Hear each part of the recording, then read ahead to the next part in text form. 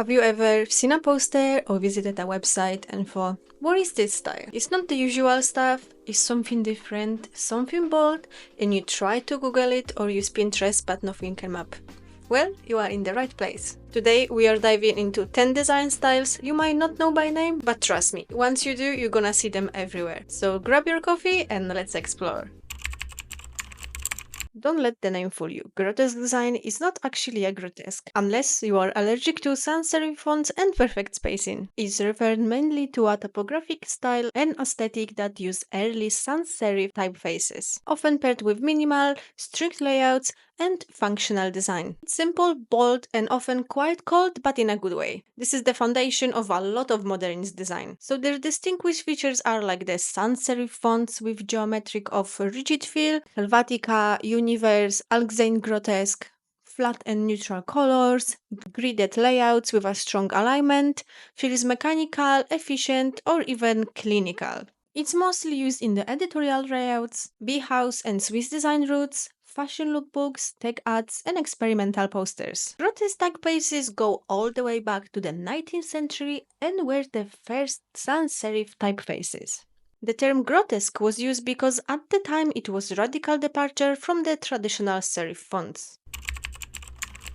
One of my favorite design styles is a chrome design that is bold, shiny, metallic, and mimic the actual chrome surfaces. The chrome design was super popular in the late 80s and early 90s for music bands like the heavy metal bands, sometimes even for rave, and of course movie posters. Their distinguished features are reflective chrome-like texture, the 3D effects, metallic bevels, lighting, shadows, gradient heavy and often involves lens flares or outer glow, often paired with the futuristic or retro themes. And that brings me to today's partner of the video, Kittil, that is not only a designer software platform, but also a great source of inspiration, templates, mockups, and general knowledge about design. So if we go to our templates tab and search for Chrome design, you guys can see they have lovely templates that you can reuse. This one is a gorgeous Chrome template for a poster. I absolutely adore this stone. The few things I love about this software because it's very similar to Figma, it has the unlimited canvas so we can drag and drop stuff all around, but it's more for graphic designers. But build in so many features. For example, we can use a mockup, and instead of going into different software, we can select which mockup we want to use for our design straight away in Kittil, which is super amazing and saving loads of time. Another feature I love is the textures. We can drag and drop the textures directly on our design and of course adjust the opacity or the blending mode. It comes with many templates, as I said, and all of them you can customize to your needs. So not only changing text, but also literally redo the whole design all by yourself. You got the pen tool, you can leave comments, you can collaborate on your projects, you can share your projects, literally everything the design software needs. So if you guys would like to check it out, link in the description. Now we got the Swiss design, which is also called International Typographics Design. It's one of the most influential design styles ever. It originated in Switzerland in the 1950s, focusing on clarity, simplicity, and objectivity. It's all about the function over decoration. Of the distinguished feature are the grid-based layout, mathematically like the precision to every inch, every pixel. Sans serif typefaces like Helvetica, lots of white space, strong hierarchy and alignment, use of asymmetry for balance. Swiss design believes that design should be understood by everyone, regardless their culture or language. It focuses on a very clear communication, so it's a #1 choice for the subway signs or overall city signs. We can also find it in the posters, corporate branding like classical editorial design, magazines, books, catalogs, as well as website and UI design. And just now, when we all thought this trend is dead, Apple brought it back with their new liquid design and the update for iOS. So Neumorphism, short of new skeuomorphism, is the style that makes UI elements look soft, pressable, and subtly 3D, like they've been molded from the background itself. It blends the flat design with realism without going the full-blown. It had moment around 2020, but then Apple reintroduced it. So now it's gonna crawl back to the every interface design, poster design, like gonna see it even on TV. Their distinguished features is the soft inner outer shadows that looks like button or popping out of syncing it, light, pastel, neutral color palettes, think of off-white, frosty gray, blush, smooth pill-shaped buttons and input fields, very minimal styling icons, labels, usually subtle. For the poster designs, we're gonna see loads of clouds, sky, like liquid features, water droplets, everything to make it more like futuristic, soft, 3D, but still keep the realism. The one design trend we're gonna see as well a lot more in 2025 is the Solarpunk aesthetics.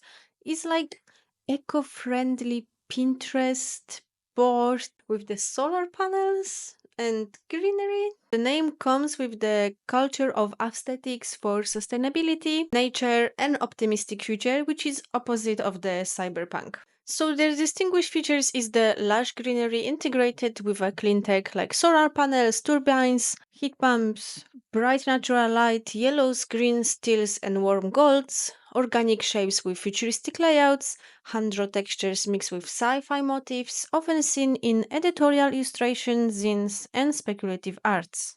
It's a great design style if you're working on a website that is about renewable energy or like technology that aligns with the sustainability. Datamoshing is when your videotape breaks, but somehow is an art.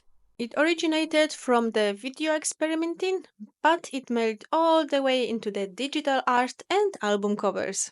Visual features would be pixel smearing and video compression artifacts, color bleeding, broken pixels, frame bending, chaotic and surreal distortions, often animated of motion based but used in a static art too. Popular in experimental media, fashion, especially like the hoodie design, and of course, web design.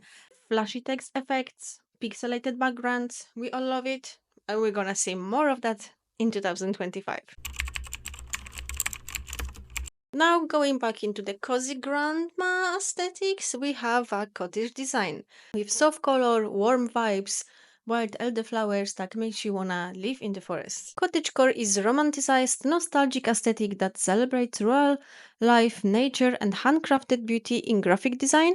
It shows up a cozy, vintage, and handcrafted visuals that feel slow, safe, and soft.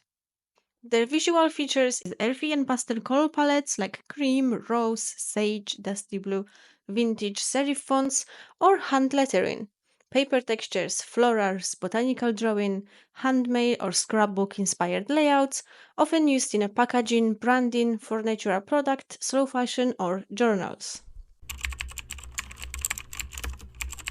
Now, Rebus is a very clever way of designer trick. It's like solving a riddle or a puzzle, but designer way. It's a creative and playful way to communicate a message with visuals and text. Their distinguished features is combining letters, symbols, and pictures to form a phrase or a sentence, often used for a hidden meanings, branding, or playful messaging. So a classic rebus might be like an emoji of a bee and a leaf to create a word belief. And this is why it's great to use for the kids media, editorial, magazines, articles, as well as the portfolio websites. I've seen a couple of great examples out there. The last and the most messy ones, we have a glitchcore. This is combination of the Datamoshing when everything is chaos pixelated, but at the same time now it's glowy and have neon effects. Glitchcore is the digital aesthetic that represent pixelation, glitches, errors, distortion as a design language. It's chaotic, colorful, and often used in a youth culture, internet art, or rebellious branding. The visual features would be RGB color separation, TV stats, scan lines, VHS texture, broken UI, illegible fonts, layer disorientation, neon pinks, blues, purples, lime green, and fast-paced, animated or static, but with some kind of movement implied. If you're looking to create a glitchcore style, we can go back to Kittle and we can select the font which is called Glitch Goblin. Or we can use the decorative text and treat it this way as well. So we could have the glitch with even more glitching. Then we can go into the illustration tab and again look for some glitch or pixelated effects. Like those illustrations, they will look absolutely fantastic if we design it in this style. We can just simply drag and drop them into our designs. Thank you so much for watching. If you have any questions, leave them down below. Check out my Instagram when I share a design knowledge daily, and see you next time. Bye!